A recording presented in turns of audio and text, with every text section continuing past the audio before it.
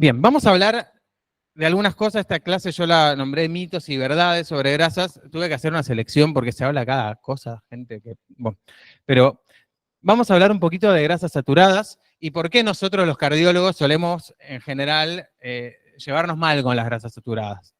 ¿Sí? ¿Por qué? Porque aumentan el colesterol LDL.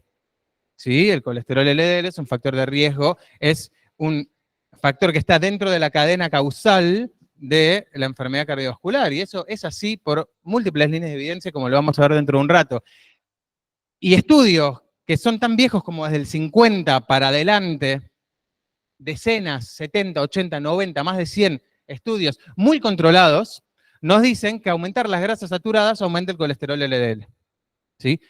Los que hacemos alguna actividad científica y vemos esta regresión, se nos hace agua a la boca, porque esto quiere decir una correlación casi perfecta, ¿no? Lineal. Un R de 0,90 y pico es eso.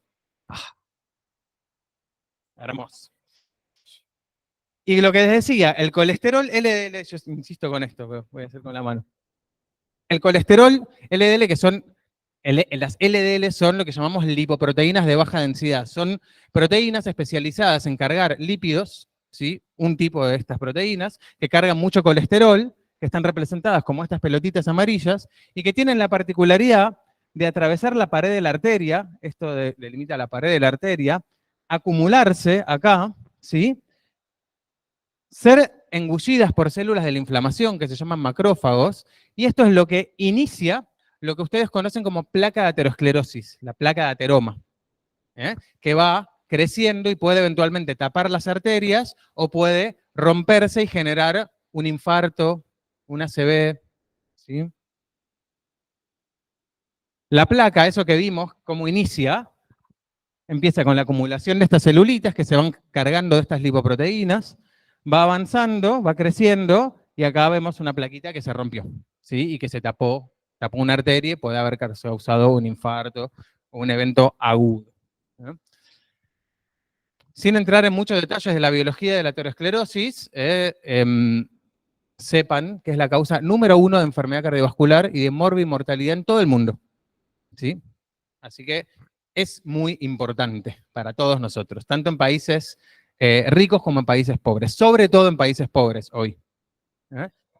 Y por otro lado, tenemos consensos de que la lipoproteína de baja densidad, esta pelotita amarilla, ¿sí? Que se metía abajo de la arteria, es una causa, no quiere decir que sea la única, pero quiere decir que está dentro de la cadena causal, causa, para que nosotros en medicina digamos, esto causa esto, tiene que haber una cantidad tremenda de evidencia. Vieron que en medicina hablamos de podría asociarse, se relaciona, se observó en un estudio. Bueno, no usamos el lenguaje así tan tajante, al menos en la comunicación seria, no en las redes sociales. En las redes sociales se habla de cualquier cosa. Pero sí tenemos evidencia construida a lo largo de muchas décadas y confirmada continuamente de la biología, de estudios clínicos, de estudios genéticos, de estudios observacionales, de lo que quieran, que se establece un gradiente biológico entre la concentración de LDL, de esta lipoproteína, y el riesgo cardiovascular. Por eso, cuando vemos algo que baja el colesterol LDL, o las LDL, decimos, bueno, esto baja el riesgo cardiovascular. ¿Sí? Hay mucha tela para cortar de eso, pero no me quiero extender. ¿Sí? Me gustaría que nos quedemos con ese concepto. Puede haber matices y lo que quieran, pero es para otro ámbito de discusiones. ¿Sí?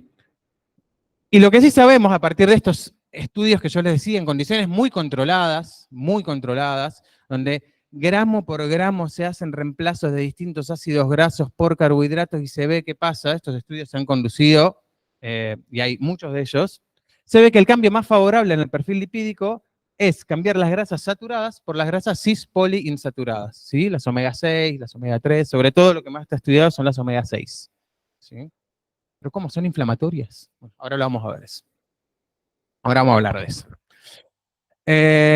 ¿Por qué? Porque las grasas saturadas lo que generan, sobre todo a nivel del hígado, es inhibir los receptores de esta LDL, de esta lipoproteína. Y el hígado lo que hace es sacar las LDL de circulación a través de estos receptores.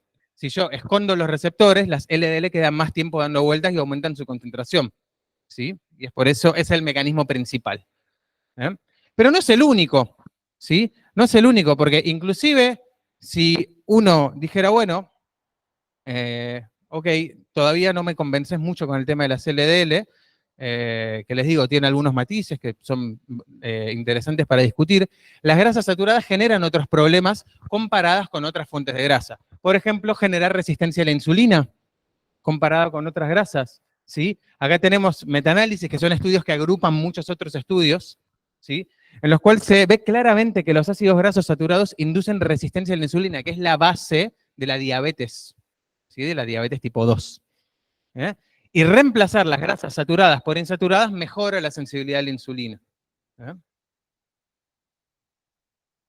Los mecanismos los podemos ver acá. Lo que hacen las grasas saturadas es, sobre todo a nivel del receptor de insulina, generar productos, ¿sí?, que interfieren en la señalización. Es como si yo a veces pongo el ejemplo de yo agarro un chicle y lo meto en una cerradura, ¿sí? Y esa insulina, que sería la llave, y el receptor, que sería la cerradura, le va a costar más abrirse.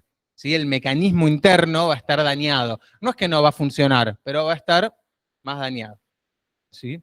Y recuerden que esa es la base fisiopatológica de la diabetes. Y tenemos efectos inflamatorios, efectos negativos en la reactividad de las arterias, ¿eh?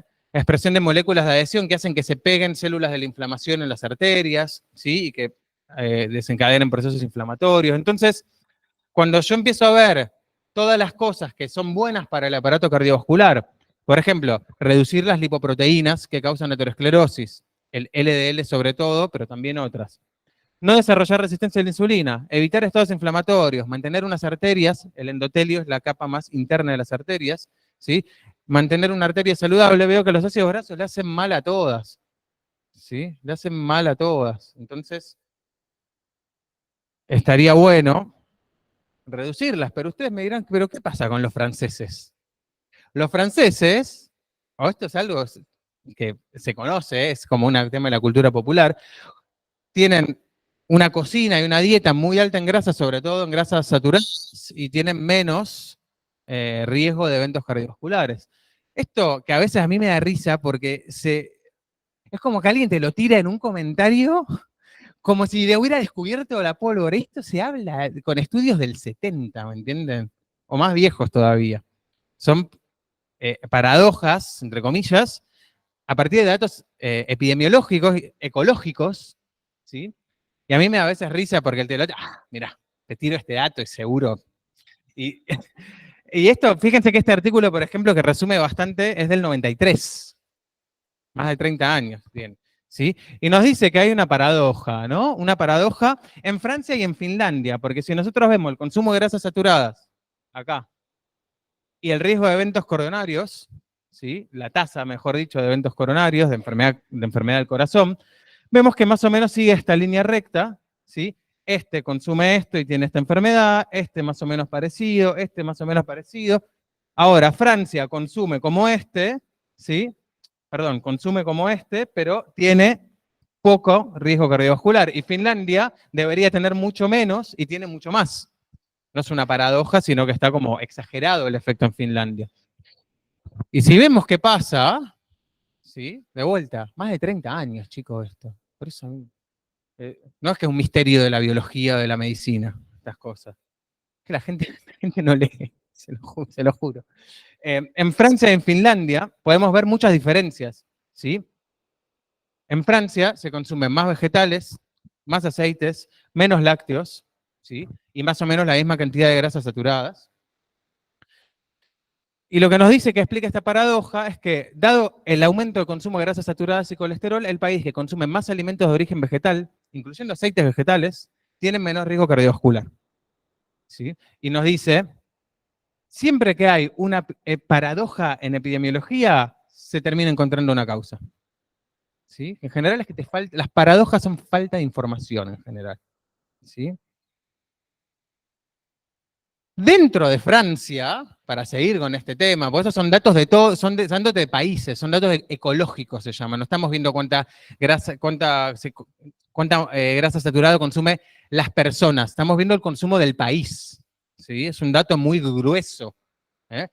Hay regiones de Francia que consumen poca manteca y más aceite de oliva, que tiene baja mortalidad, como en el sur. Y en el norte, gente que consume más manteca y tiene más mortalidad cardiovascular. Ahí tampoco tenés una paradoja. ¿Sí? Tiene sentido, porque más manteca, más grasa saturada, más lipoproteína heterogénica, más enfermedad cardiovascular.